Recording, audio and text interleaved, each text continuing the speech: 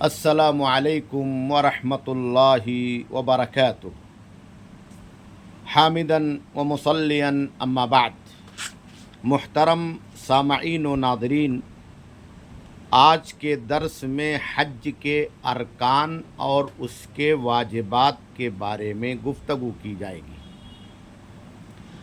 حج ایک عظیم الشان عبادت ہے جس کے کچھ ارکان ہیں اور کچھ واجبات ہیں۔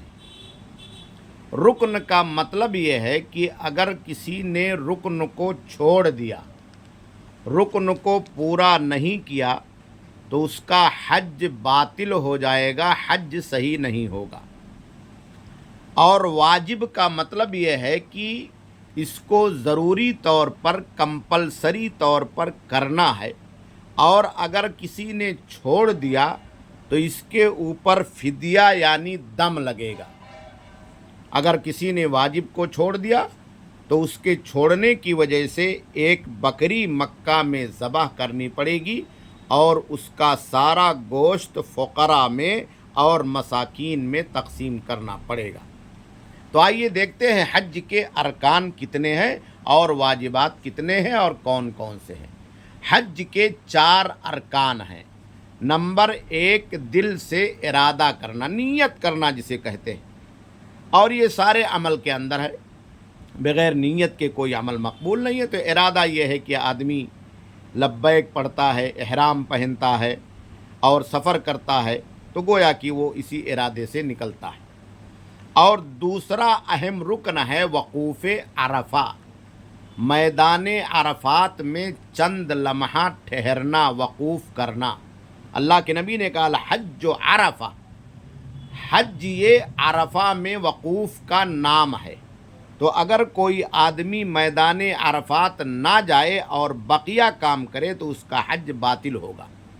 اس لیے عرفہ میں حاجیوں کا جانا چاہے ایک لمحے کے لیے ہی کیوں نہ ہو، یہ ضروری ہے اور اس کے بغیر حج نہیں ہوگا۔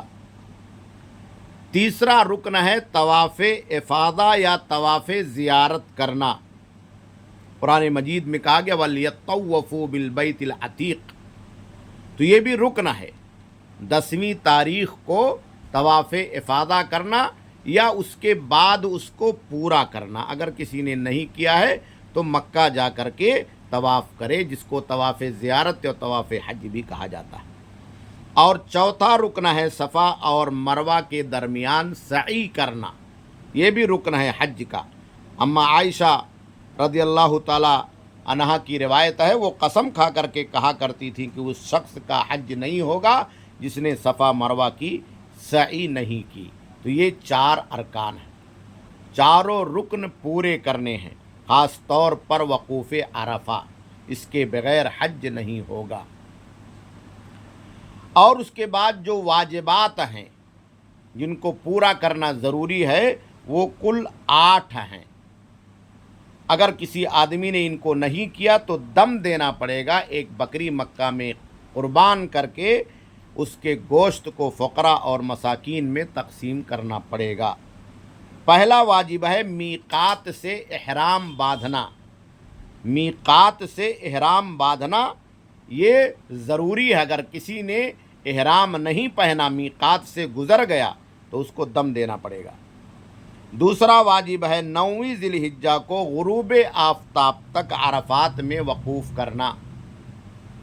اگر کوئی میدان عرفات میں غروب آفتاب تک وقوف نہیں کرتا ہے تو اسے دم دینا پڑے گا۔ تیسرا واجب ہے 10ویں ذی الحجہ کی رات مزدلفہ میں گزارنا، چاہے تھوڑی دیر ہی صحیح۔ مبیت مزدلفہ، منی اور عرفہ کے بیچ میں، منی سے قریب مزدلفہ ہے۔ عرفہ سے واپس ہوں گے تو رات مزدلفہ میں رکیں گے۔ چوتھا واجب ہے ایام تشریق کی راتیں منی میں گزارنا، جس کو مبیت منی کہا جاتا ہے، 11، 12 اور 13۔ فمن تعجل فی یومین، جو آدمی چاہے 12 تک رہے پھر نکل جائے رات سے پہلے، اور جو آدمی چاہے 13 کو پورا کر کے جائے۔ پانچواں واجب ہے جمرات کو ترتیب کے ساتھ کنکری مارنا۔ 10ویں ذی الحجہ کو صرف جمرہ عقبہ، اور ایام تشریق 11, 12 اور 13 میں تینوں جمرات کو ترتیب سے کنکری مارنا۔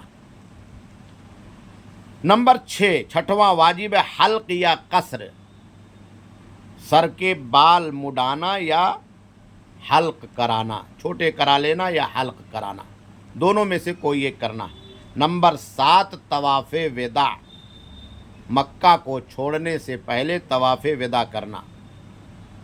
نمبر 8، حج تمتع اور حج قران والوں پر قربانی واجب ہے، تو جو حج تمتع کی نیت سے یا اپنے ساتھ قربانی کا جانور لے کر کے جا رہے ہیں تو ان کے اوپر قربانی واجب ہے، اور اگر نہیں لے گئے ہیں، قران کی نیت کیے ہیں، تو وہاں قربانی کا جانور لے کر کے ذبح کرنا پڑے گا۔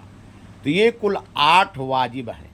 تو رکن اور واجب میں یہی فرق ہے کہ رکن اگر پورا نہیں ہوگا، چھوٹ جائے گا، تو حج پورا کا پورا باطل ہو جائے گا، دوبارہ آدمی کو حج کرنا پڑے گا۔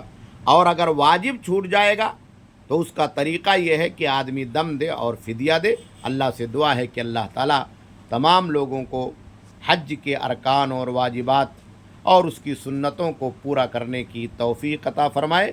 آپ سمجھیں، پڑھیں اور علم کے مطابق، سنت کے مطابق حج کریں تاکہ حج صحیح ہو۔ والسلام علیکم ورحمۃ اللہ وبرکاتہ۔